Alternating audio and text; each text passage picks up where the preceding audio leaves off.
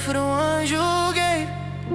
I keep my It's all unfolding. You don't have to hold in space for everyone. Touch yourself, wearing calm like karma.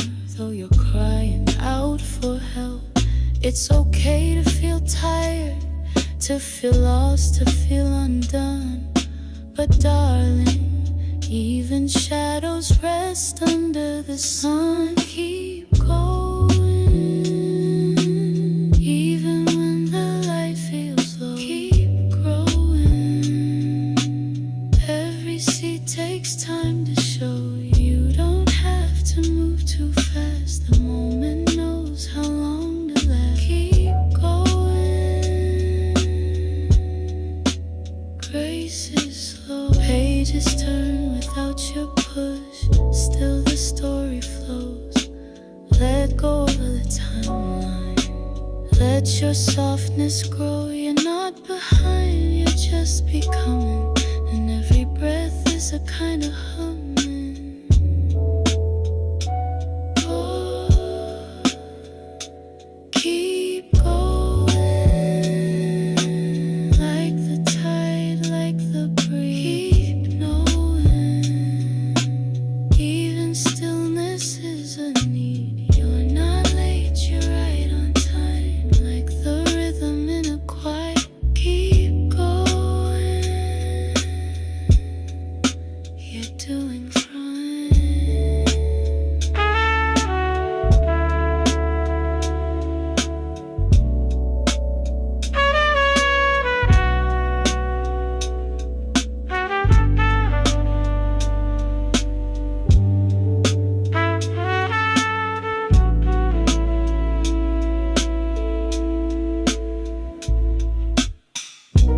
Trust the whisper, not the noise. Let silence be a choice. You are not your pace. You are your peace.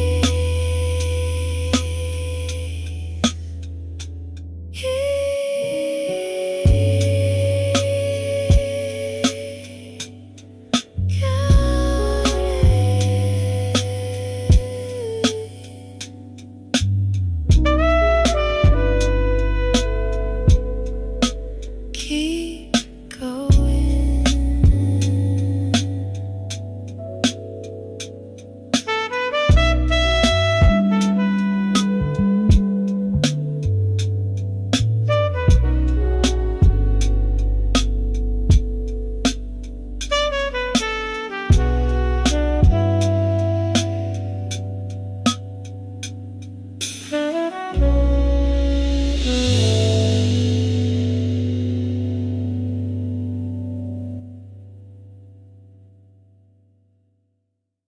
I am sick to my stomach seeing what happened in the Kyron Lacey case today, man. Because earlier this year, all the media was talking about this guy is that he killed somebody in a hit and run. He caused a head-on collision, right? That's what the police said. Passing in a no-passing zone leading to a head-on collision. He was charged with homicide, felony hit and run, and reckless operation of a vehicle. But then we saw the entire accident on footage, right? From oncoming traffic colliding with the vehicle of Mr. Hall. And right here we see the crash, right? But the thing is, they said that he passed in a no-passing zone, and that led to a head-on collision. But where possibly is Kyron Lacey's car? You will see another vehicle come to a stop, and then you'll see. He is right there, behind the crash. He wasn't even right behind it. He was nowhere near the crash. So how in the world did they link Kyron Lacey to this crash, you might ask? Well, let's listen to the body cam footage of one of the cops talking to a witness. Okay, just make sure you add in there that you had to slam on your brakes, and the brakes, like, you know, you had to slam on the brakes to avoid that charger, and the brakes locked up to avoid that charger. That's... Make sure you say that you slammed on the brakes to avoid that charger. The same charger that was 76 yards behind the crash. This entire thing ruined this man's life, caused immeasurable damage to his family. This is absolutely ridiculous, and everyone involved should be held accountable. I am sick to my stomach seeing what happened in the Kyron.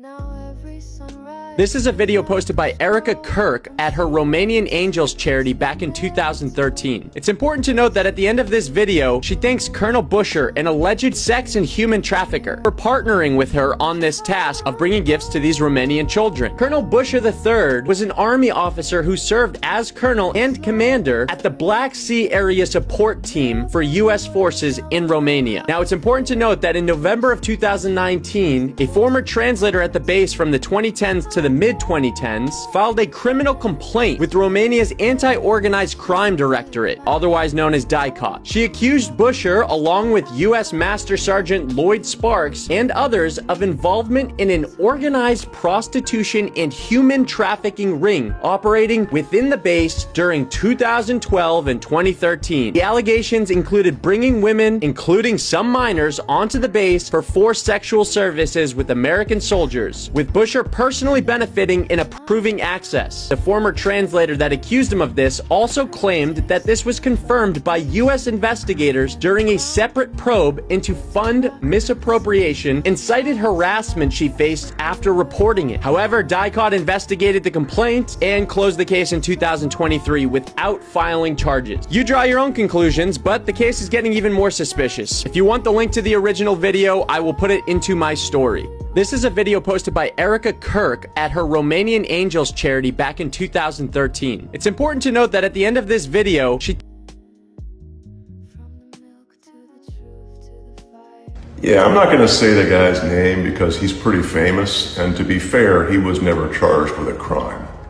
But we had these two rappers in Atlanta in the early 2000s, and they were beefing with each other, trading diss tracks, the whole thing. Then rapper number one, the famous one, orders his goons to go beat up rapper number two and steal this gaudy gold and diamond necklace he wore in all of his videos, and that's where it got interesting. The goon squad shows up at rapper number two's place. He pulls a gun and starts shooting. One of the attackers gets hit, makes it about 200 yards away from the house before he drops dead. Rapper number two is arrested for murder, but it's dismissed as self-defense. And the real criminal here is rapper number one, who ordered the violent act that got his man killed. I had the phone records and two witnesses prepared to testify for what would have been a rock-solid RICO murder case. But for reasons that were never explained to me, the U.S. Attorney's Office declined prosecution, and rapper number one went on to have a phenomenally successful career. Oh well, win some, lose some. Yeah, I'm not going to say the guy's name because he's pretty famous.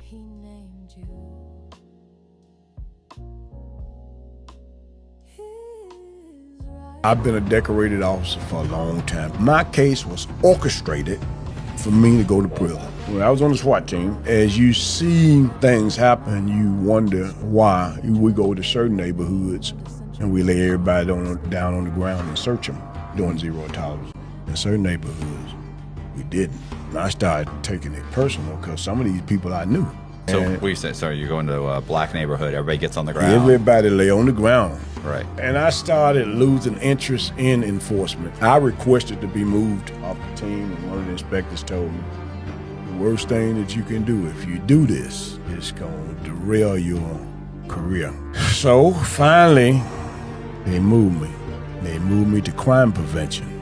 They sent me to a public speaking school to enhance my ability to speak. Higher ups had plans for me, good plans. Right. You know, a lot of people was mad because I was getting somewhat some special treatment, so to speak.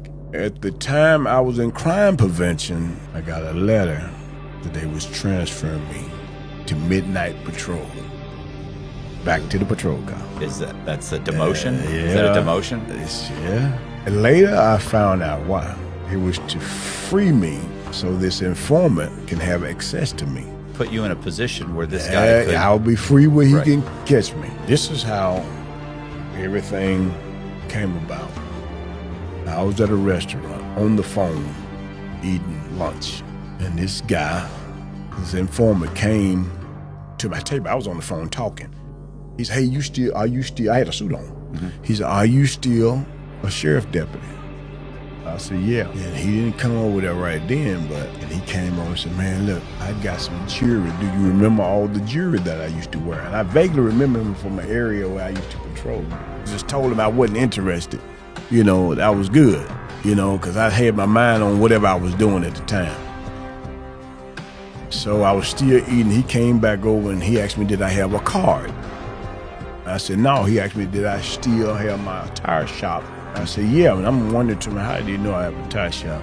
So, you know, but a lot of people know me, so good deal, you know. I said, yeah. He said, I'm gonna come by there and see you. I said, I'm good, bro. I said, I'm good. I got enough jewelry. Right. Like that. Fast forward, I was on midnights. I worked at my shop during the daytime. I owned a tire store. 2 of them, one on Watkins and Highway 51 on Thomas. At closing time, this is my second encounter. That was the first one at the restaurant. Now, I didn't know him like that. I had seen him. I didn't even know his name. Right. He came and he said, hey, man, I got this jewelry. I want you to take a look at it. Like that. He showed me some jewelry.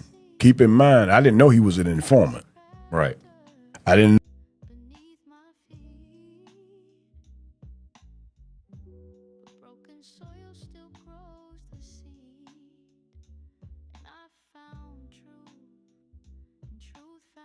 Go Trump! Yeah, Trump's gonna kill all you people. So you did not inject GP114 developed by my people, the Israelis at MIT with HIV in it, right? No. That's exactly what it is. This is a genocide by the Israelis.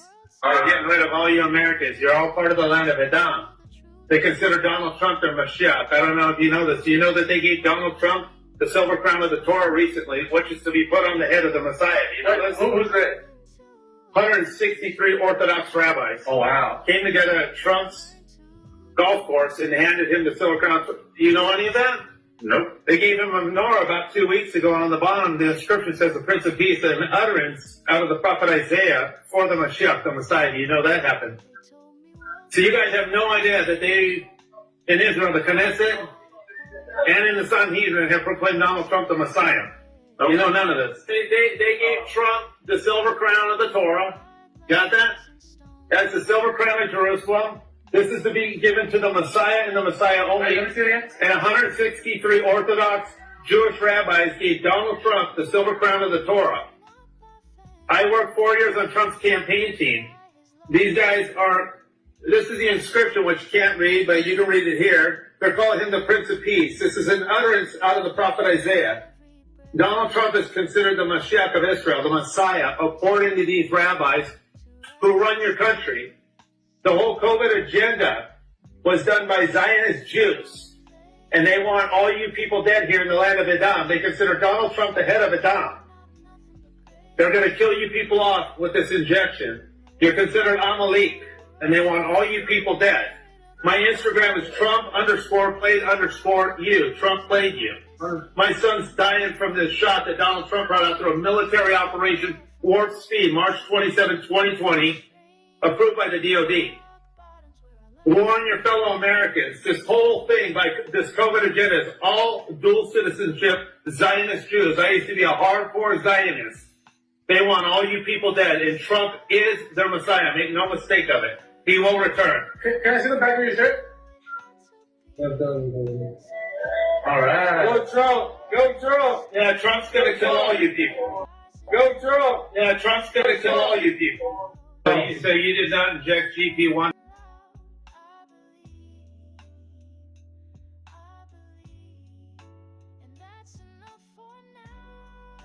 By the way, he just got peace in the Middle East about 30 minutes ago. I'm not sure if you saw that. Hamas just agreed to the terms, and that means this conflict is over. 30 minutes ago. That's big. We'll see. That is math. Now, obviously, there's one side that's like, we'll agree to giving up the hostages, we'll agree to this, but I think they're asking about whether Tony Blair, whether they're comfortable with some of the... They don't have a choice right now, because it seems like this is the first time... I was talking to a guy yesterday, he says, Pat, you don't understand how big of a deal this is. When the president kept saying, this may be one of the single biggest events ever, and we're thinking, he's very good at building things up. And he says the president was able to get Qatar and Israel essentially to both agree against Hamas, which Qatar normally wouldn't do that, but we're doing something that's never happened before. This is the part when he's able to broker some of these deals that nobody could do in the past. And by the way, it's not exactly easy. I mean, Israel was also dropping bombs in the middle of Qatar, and I mean, they have to obviously protect themselves, and it was a tough situation. But he wrote a tweet about 4 hours ago. I'm not sure if any of you in here. He goes, if Hamas doesn't give back the hostages by 6 p.m. on Sunday, all hell will break loose. And I say that in the most aggressive way I can possibly say that. And then, which is for Donald Trump is pretty damn aggressive, right? And exactly 3 hours later, Hamas writes a nice letter saying, we're done, we're good, you know, let's you know. Said that, so they just said that. Yeah, they just said that about 4 hours ago, and then they just gave up. So it's great. And guys, I've personally seen my father solve wars all over the place. I mean, you know, Cambodia, you probably saw that, and you know saw everything that was happening with Thailand, and you know, I mean, he is fundamentally anti-war. And what drove me crazy is for years I got to listen to these people. You know, Donald Trump can't. Hillary Clinton, do you remember this? Donald Trump can't be trusted with a nuclear trigger. He doesn't have the stability. This is like the one guy who doesn't want to go to war. He wants to have the greatest military in the world. So if you ever had to go to war, you end it so damn quickly that their heads spin. But he's the one guy who just never wants to bring America to war. He believes in life. He believes in, you know, not having young kids killed for no reason whatsoever. He doesn't want to spend trillions of dollars of U.S. taxpayer dollars, you know, rebuilding countries on the other side of the globe. And I'm proud of him for that. Yeah, Rob, if you want to pull up the tweet, this is literally from the White House. Peace in the Middle East, based on the statement just issued by Hamas. I believe they are ready to for lasting peace. Israel must immediately stop bombing of Gaza so that we can have the hostages out safely and quickly. Right now, it's far too dangerous to do that. We're already in discussions on details to be worked out. This is not about Gaza alone. It's about long-sought peace in the Middle East. That is powerful. That is absolutely powerful. So we're looking at this book right now. If you're watching this and you're loving the podcast, this will be at the end of every...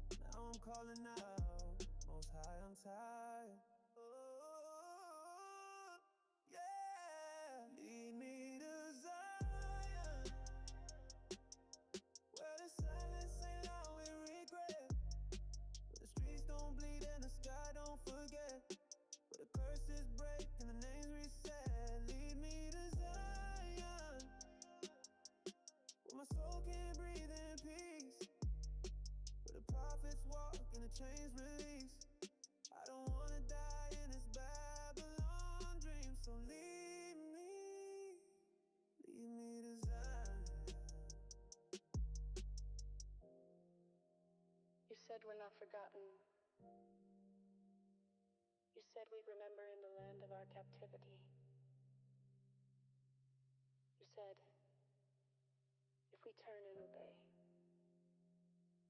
you'd gather us. So I'm here. I'm ready.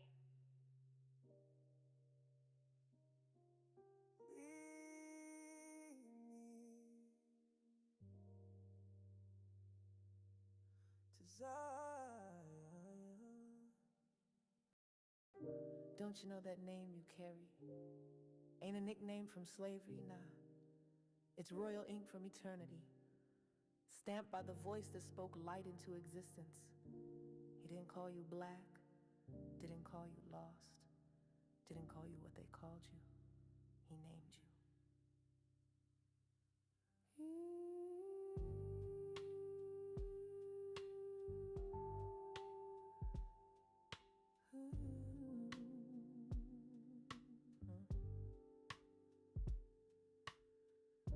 Every breath I take got a story in it. Every curl in my crown, ancient script written.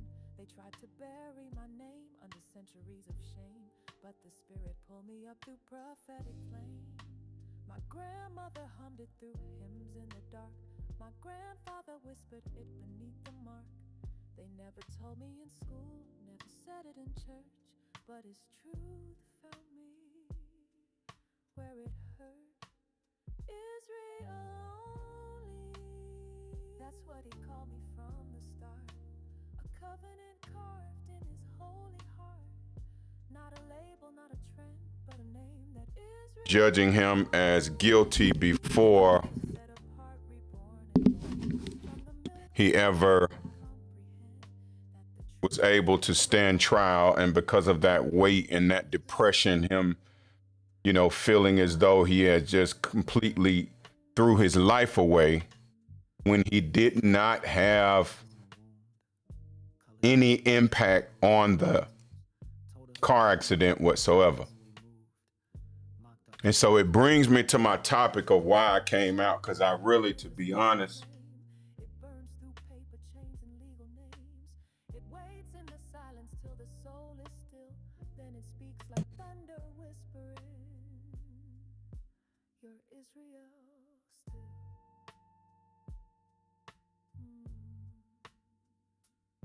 I'm not a product of captivity. I'm the seed of prophecy, a remnant from the dust he spared and called to rise, 'cause he still cares. Israel only. Oh, you are. That's what he called me from the start. A covenant carved in his heart. all right. Said you can't hear me, so I don't even know how much of any of that you actually got. So let's do this.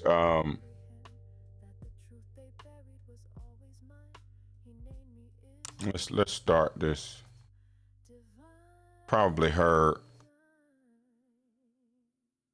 what was on the screen.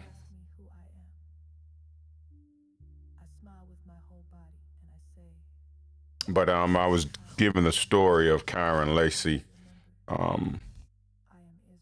He was supposed to go in the first round of the last NFL draft.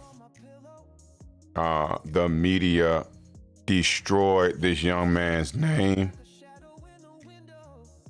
The NFL teams took him off of draft boards, completely condemned him by all accounts. Before his trial, before having a conversation, obviously having a conversation with his lawyers, and come to find out he was 72 or 76 feet away from the accident itself and did not cause it. But the officers on the scene told one of the cars to say that he had to slam on brakes because of the Charger that Kyron Lacy was driving, and the video evidence showed that Kyron Lacy came up in the back of the accident and had no impact on the accident at all, but completely ruined this young man's life, turned his life upside down to the point to where he completely lost it, lost faith, lost hope, not having any support, not knowing that he's an Israelite, and that if you don't have anyone else on this planet, that you got the Most High, and you have his truth, and you have the covenant that he made with his people.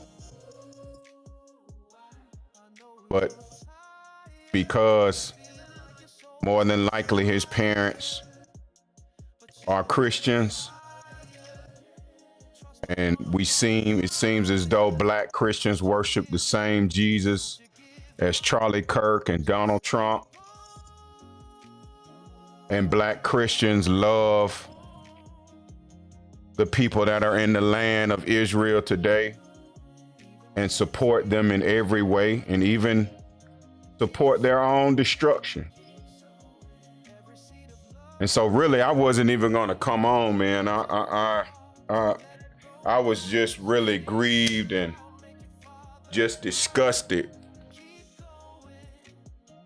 just at the spirit of our people, man.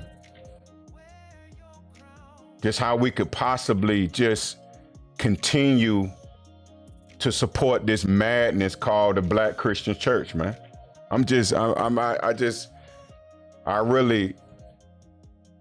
It is just, it's embarrassing. that we as a nation of people don't love God enough to actually study and to support our own babies. You know, since Charlie Kirk, you know, since it was broadcast all over the world, and since the flag was flying half staff, 3 to 4 young black men have been found hanging.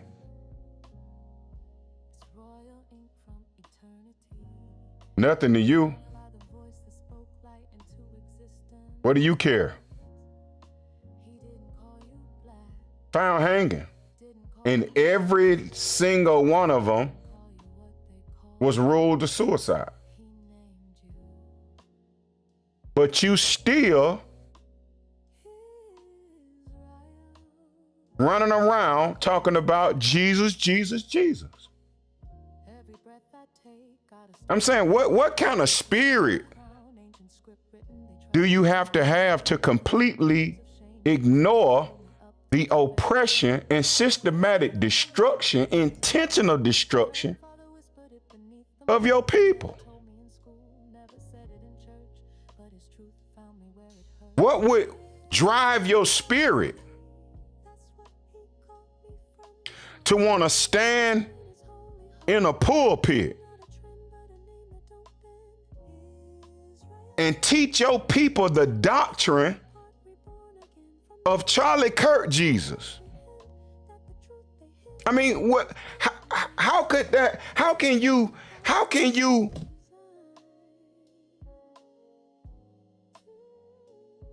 teach that to your people and sleep?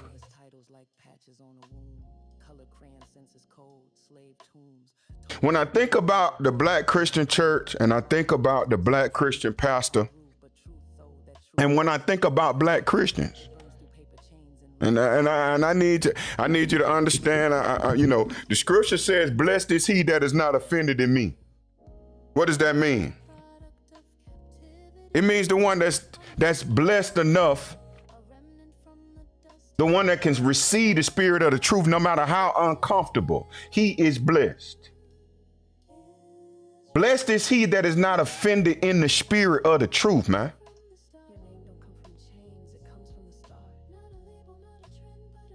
Any black man in 2025 that classifies himself and his family as Christians in 2025,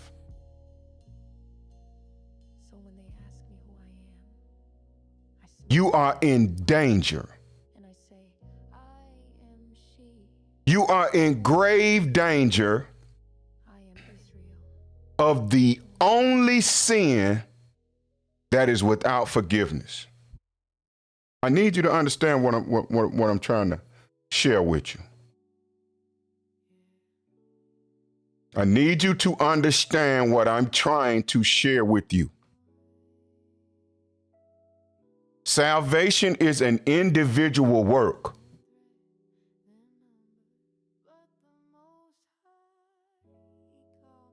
Christianity, the doctrine of Christianity, will not save you.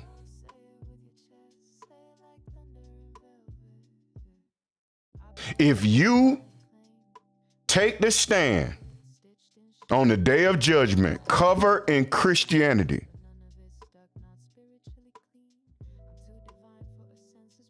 you will be tormented for eternity. This is a warning. I had to come on. My spirit is vexed because I'm reading story after story about our young men being taken out by this destructive, evil, and wicked kingdom. And you so-called black Christians, you so-called black Christian pastors, you so-called black church members are absent. When the wolf comes, you flee. You flee from the people. So I had a conversation the other day. I actually commented on a video, and I want to play the video for you. To Dr. Dewey Smith. This is a famous black Christian pastor. And please keep in mind that the truth is undefeated. We don't have any allegiance to any man on the planet Earth above the spirit of the truth. The scripture says, let God be true and every man a liar. Now, we're going to bring up some serious verses today because we want to get in depth and detail, and we want to keep this as simplistic as we possibly can. But if you have not noticed, the truth is coming. And if you think it's a game, just keep doing what you're doing and act like nothing is going on. But I'm here to tell you that you are in a very dangerous position of the one sin that is without forgiveness. That is rejecting the spirit of the truth, blasphemy against the Holy Spirit, rebellion against the Most High's laws, statutes, and commandments, which is his truth, rebellion against his word, which is Christ, which is his son, which is the only way to the Father, is through reconciliation. I need you to understand that girlfriend and boyfriend cannot be reconciled. Only husband and wife, only those that were previously in covenant can be reconciled, can be redeemed. That means brought back. You can't break branches off of a tree for unbelief that it was never a part of to begin with. Black Christian pastor, you are on notice. This is a warning. If you don't step down and stop teaching our people lies, your ass is grass. This is love. This is the highest level of mercy. For me to come out and tell you, you are a hireling. You have absolutely no power in this kingdom. That Jesus, Charlie Kirk's Jesus, and Donald Trump Jesus is a lie. So I want to play a few videos for you.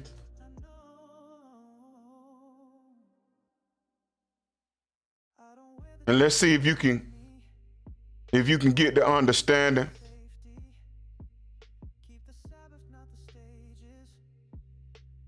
It rained throughout the ethers of TikTok, okay? And TikTok, unfortunately. This guy over here, Dana Stevens, right? He came out last year with a very powerful message. It was so powerful, it rained throughout the ethers of TikTok, okay? And TikTok, unfortunately, took that video down.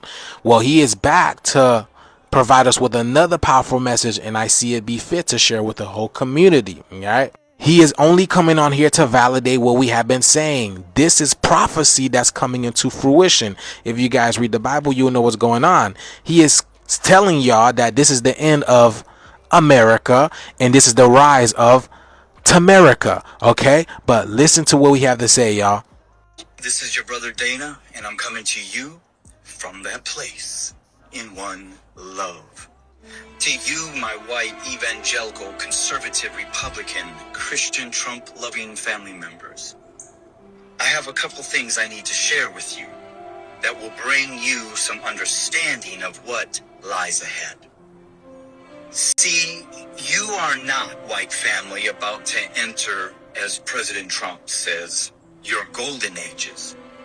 But in fact, you are at the end of the reign or the season of the Gentiles. So you are not about to enter your golden ages. That's over, that's done. But you are now entering the judgment of payback, according to Revelations chapter 18. Double given to you for the evil that you have portrayed upon others. So what am I saying here to you, my white family? Get ready to experience Deuteronomy chapter 28, verse 66. It says, you will live in constant suspense, filled with dread both day and night, never sure of your life. See, for 400 years, we have placed our black brothers and sisters under just that. Constant fear of their life because of the injustices and the hatred that comes from you, my white family. So now that your season of the Gentiles is over, your reign is coming to an end, the Bible says you will receive double payment for all the evil that you have given out to our black brothers and sisters. See, that's why in the middle of the night, young ladies were swept away by a flood nobody saw coming. That's why sitting in church and sitting in schools, it is the white man that comes in and takes the lives away from your children. See, you will be repaid for all the evil that you have done. And it's not coming from the black man, it's not coming from the illegal alien, but it's coming from within you and the evil that you have lived out for over 400 years. So, get used to this new normal, white family. For the time of the Gentiles is over. And now you are about to experience what it's been like as a black man and a black woman underneath you. But double. May God, the Most High Yah, have mercy on you. And when I tell you guys what I'm seeing from these comments and from these videos, people are in a state of despair, constant anxiety, constant fear. They are something is happening spiritually, internally within these people, y'all. So that's what I'm saying. Currently, there is a spiritual war taking place internally and externally within our planet. People are going through it on a level that we can't even fathom. But all of this is part of the illusion that needs to be broken down for us to realize we didn't need any of this. We could be solely living on the land peacefully and quietly. It's only because certain people can. That's why we haven't figured that out yet. But with this new energy fluctuation coming in, we're getting to it, y'all. We are powering up. But yes, y'all, do y'all feel that shift?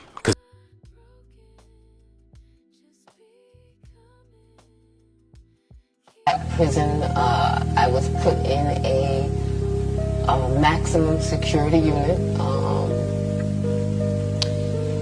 in a cell with 2 guards in front of the cell 24 hours a day, and a cell between 2 gun towers that could train them directly on the cell.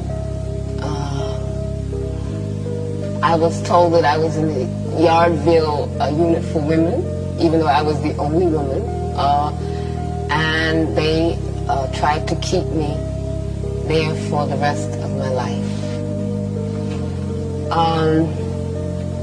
My grandmother came to visit me there to tell me a dream, and she came with all of my family, and everybody was happy, and I'm like, what's happening with y'all? And they said, no, she had a dream, and I was like, okay. And so my grandmother's dream was that she was dressing me, that she was in an old house that she lived in when she lived in New York still, and she was putting clothes on me. I said, is that the dream? She said, that's the dream. And I said, well, was I little or big? She said, no, you were big. So I said, oh my God, the only time people dress anybody when they're grown is when they're dead. And so she said, no, I know what you're thinking, no.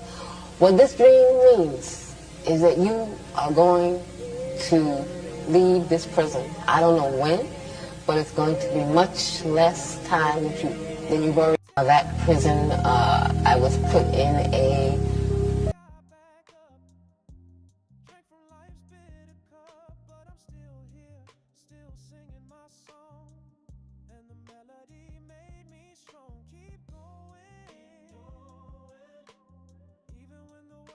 The richest people are not that clever.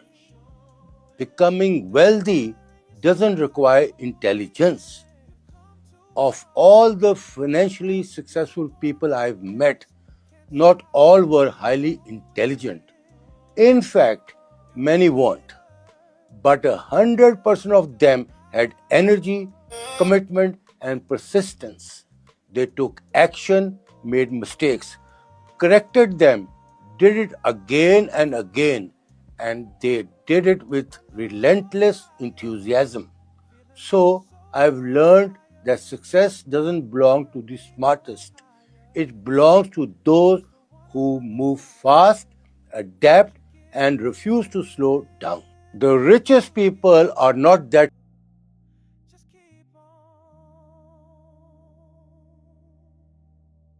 Who funded Hamas? Who facilitated the funding of Hamas? Benjamin Netanyahu facilitated the funding of Hamas. And then finally, all of a sudden, we're starting to have IDF soldiers testify. On record, there's video of it. You can all watch it for yourselves. Look it up. IDF soldiers testifying that they received orders on the morning of October 7th telling them to stand down. I just think Netanyahu is one of the most evil people on the planet. The Israeli government is one of the most evil governments on the planet because they are willing to sacrifice their own people on behalf of the greater Israel project. That's what this is really about, period. It took them 7 hours to respond. Charlie Kirk mentioned in one of his videos when he was in Israel, he's like, there were IDF soldiers, 19, 20-year-old kids with standing around. I don't know what the hell was going on, but they couldn't get to Hamas on time. It took them 7 hours to get to them. Those poor people who ended up getting didn't know at the time, and their family members likely at this moment still don't know, that they could have been saved, but they weren't. Who funded Hamas? Who facilitated the funding of Hamas?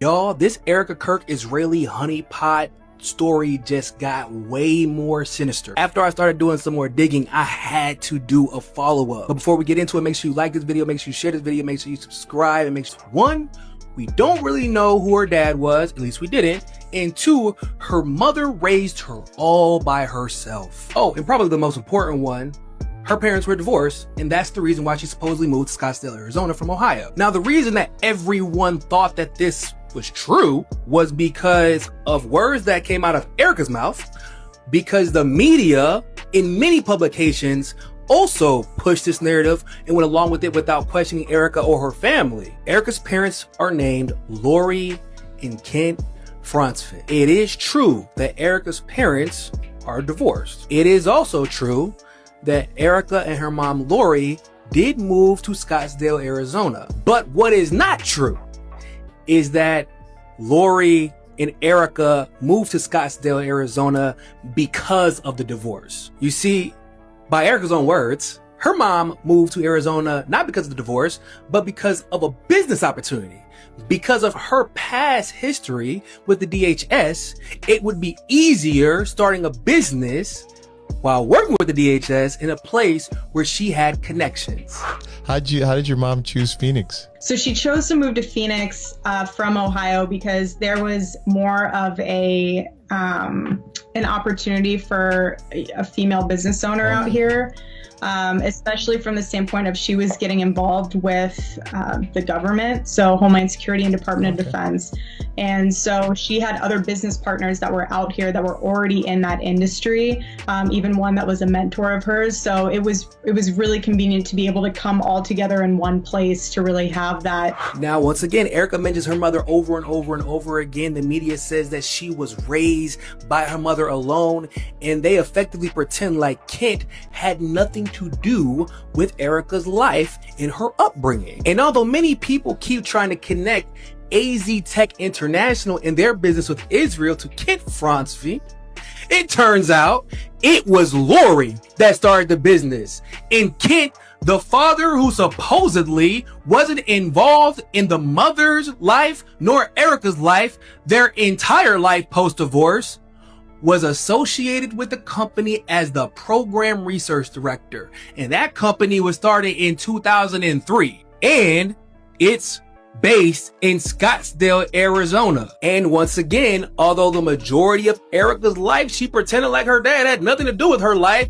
she admits here that her dad moved to Arizona supposedly because he had some family there, and therefore her and her mom weren't as alone and without family as people might have thought.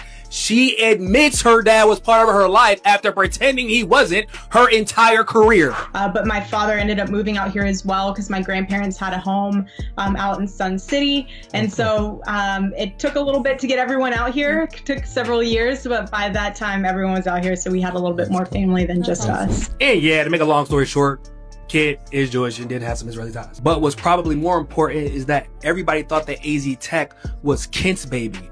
But in actuality, it was Lori's. Lori then created a subsidiary of AZ Tech called GTEK Industries, a security firm in which they work with the DOD, the NHS, and the intelligence community. And yes, people, your suspicions were correct. E3 Tech and AZ Tech was involved with the Iron Dome project via Raytheon. Oh, and multiple projects across the Department of Defense, the intelligence community, and the Department of Homeland Security, which is probably just as important, if not more important. Flashback. Remember in the first video how I was like, it's super weird how Erica Kirk was able to work with the US military in Romania, of all places, to start the Romanian Angels Adoption Service nonprofit organization. Starting to make a little bit more sense now. But speaking of the Romanian Angels in Erica Kirk, did you guys ever wonder how she became Miss Arizona? Well, despite never competing in a beauty pageant in her life, she woke up one day, received a letter in the mail, and was invited to compete in the competition and decided it was a good way to expand her evangelism and do the Lord's work. Now, any beauty pageant contestant can tell you, it's hard as shit to win a beauty pageant, even if you've been on the circuit your entire life, which most of these beauty queens have been. But Erica won on her first go. Wow, that's impressive and really coincidental. And then she did try to become Miss USA. She didn't place, but she got an opportunity that's worth more than any pageantry sash. You see, at the same time she was involved in this pageantry, and at the same time she was running a nonprofit organization in Romania, she was also a talent director for Miss USA, which at the time was owned by none other than Donald J. Trump. You cannot make this up. So while Erica was a talent director for Donald Trump of all people, she was simultaneously somehow able to run a nonprofit organization in Romania, adopting little kids to random people. And allegedly those kids were being shipped off to like Israel, the UK, and other places. Now, that wouldn't be suspect in and of itself, but we can't necessarily accuse her of being directly involved. But there is that pesky little detail about the fact that she got help from soldiers that were working on a NATO base in Romania. And that NATO base just so happened to have a child brothel. And there's that pesky little fact that we don't actually know how involved the military was, because they decided to not document anything involving their involvement with that nonprofit organization. And if you know anything about the military or have served in the military, you know not documenting literally anything that any soldier does is a big ass no-no. But somehow she was able to get away with it. And yeah, Erica's mom all of a sudden decided she wanted nothing to do with this organization and tried to pretend like she had nothing to do with it. And I can see why, if you were recruiting soldiers from a military base that had a child brothel on it, and your nonprofit organization was right down the street. But like I said in my last video, it was a point of emphasis for Lori to brag about her co-founding this organization with Erica, which would make sense because Erica was basically a kid, a young adult when this nonprofit in another country was founded. Oh, well, there's that in the fact that in the promotional video for the nonprofit, Lori's voice is literally the narrator. So there's that. I believe that we all have angels in our lives, and these are my little angels from Antonio Placement Center in Constanța, Romania. Our goal with the Romanian Angels Project was to show these children the true American heart during the holiday season. And what better way to do that than having our United States military personally deliver the gifts? So given all the information I just told you, do you think it makes more sense that Erica just so happened to meet Charlie Kirk in Israel because her and her mom were on a pilgrimage? Or was her mom there on a work trip and they just so happened to meet Charlie Kirk? And given that Erica Kirk worked directly for Donald Trump, and Charlie Kirk's father was actually one of the main architects that designed Trump Tower, do y'all really believe that job interview turned date turned marriage was a coincidence? Well, in Erica Kirk's own words, nothing is a coincidence. But nothing is by coincidence. Now, given all this information, that probably explains why Erica Kirk has been acting weird as shit for a supposed widow.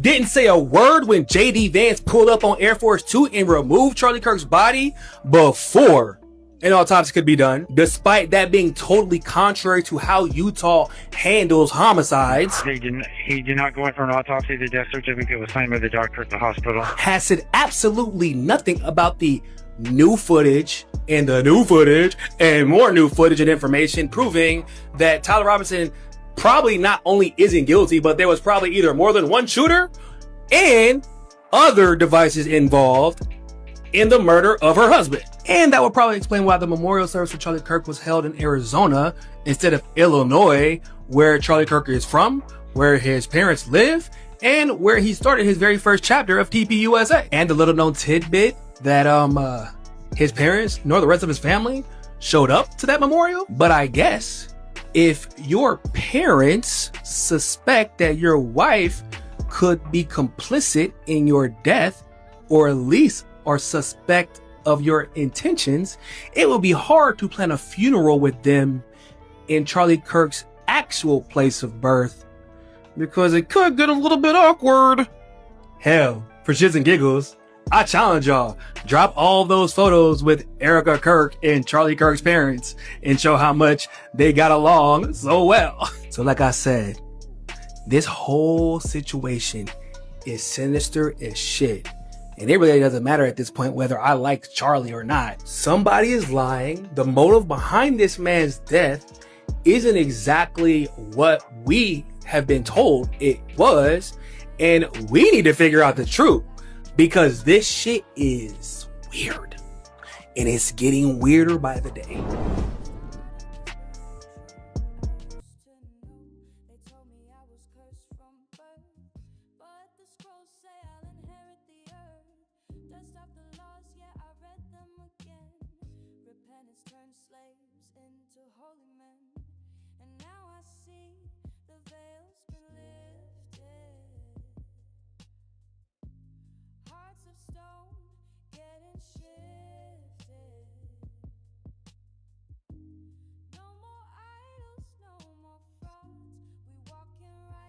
Now, I exposed the fact that Roland's name and emails and information came out during the WikiLeaks release.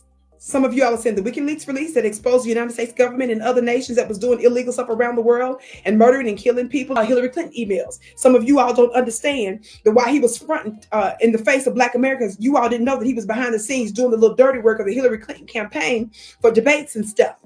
And then Roland, when he initially came out, denied it full throat. He gave a full throat denial. And then when they found out that they had more information on it, he changed the story. You see what I'm saying? But it's funny looking self. He literally shucked and jived and danced with Hillary Clinton and told Hillary Clinton the way she gonna get the black vote is by dancing, and because she didn't know how to do the shuffle. Now, so I can't say, I don't pretend like I'm some extraordinary dance or anything like that, baby, but I don't know what that was he was doing. So somebody just put a basketball in the chair. I can't say that was dancing. It was some kind of rolling. That's what his name is, Roland. It's the etymology of the word rolling. When you look at Roland's name, R-O, the root word of Roland, R-O, roll. That's where you get the word rolling from. You understand? Now, I exposed the fact that Roland's name and emails and information came. It's no longer good enough to be sound asleep and to be a buck dancer. Right? It's no longer good enough to be a Sambo. Okay? All right? So now, I wanted to pull up a couple of things that I had for you. And definitely want to pull up Sunny Days and give you the opportunity to witness this beautiful sister and her message to the Black church.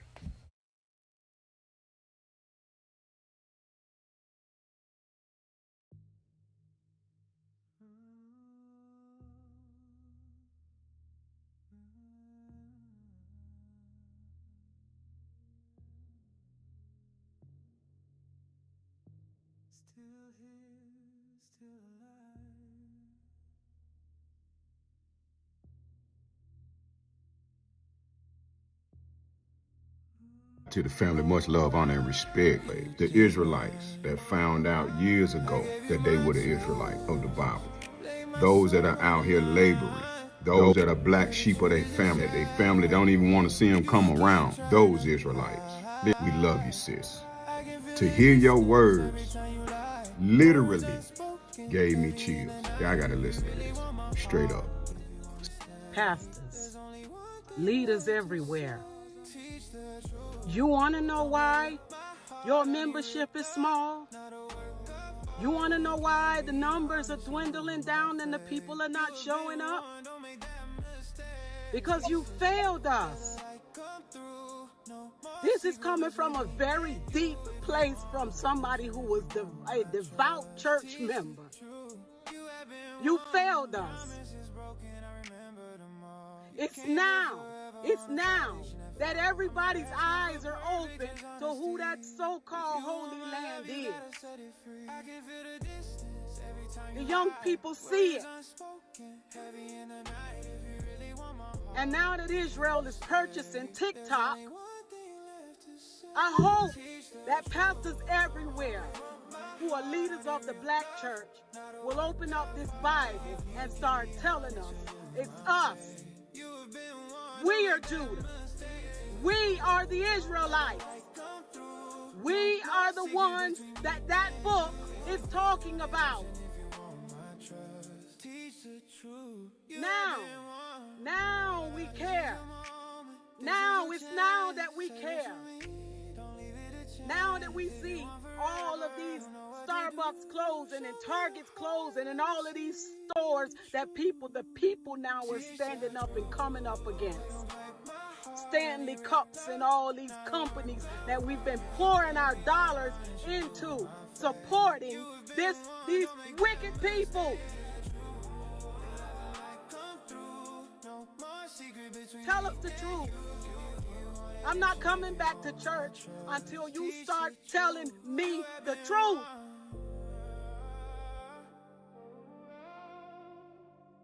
Tell us the truth. Those Israelites in that Bible is me. And it's only us standing up, sounding the alarms every day, trying to wake people up. My God, Zionism is real. It's on the rise. It always has been. Everything we learned is a lie. I used to manage pain with perfume and parties. Now I'm praying in my car, tears on the car seat. She say you changed. You want your numbers to grow in church? Stand up and speak out. It can't be suppressed anymore. Stay to the end, sleepyhead. Israel can buy all the apps, buy TikTok, buy Facebook, buy Instagram, buy them all.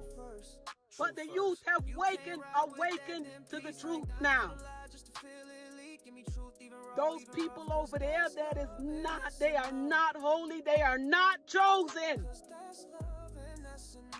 That is God's land, and the people in it are not God.